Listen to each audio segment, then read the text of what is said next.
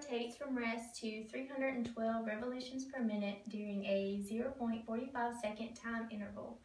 We want to find the angular acceleration of the wheel during this time, assuming it stays at a constant angular acceleration. And we also want to find how many revolutions does the wheel make in the 45 seconds. Over here we know that our initial angular velocity is 0 radians per second, or revolutions per minute, and our final angular velocity is 312 revolutions per minute, which we will have to convert into radians per second. Here's our conversion factor: 1 revolution equals 2 pi radians, and we have our two formulas for acceleration and our change in theta.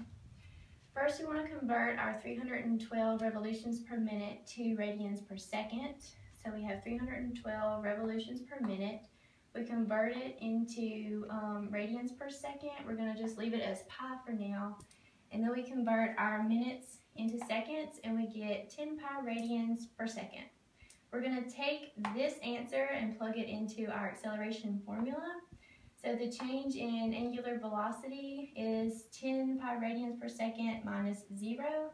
And the change in time is 45 seconds minus 0, and we get 70 radians per second squared. So that's the answer to the first question. The second question wants to know how many revolutions does the wheel make in the 0.45 seconds, which is also the angular displacement. So over here we have the change in theta. We have our formula: 1/2 times the final angular velocity plus the initial angular velocity times the change in time.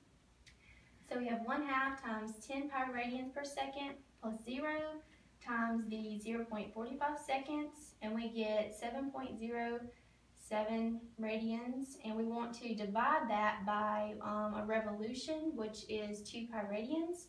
So when you divide it, you get 1.1 revolutions, and that's the answer to the second question: how many revolutions does the wheel make in 45 seconds?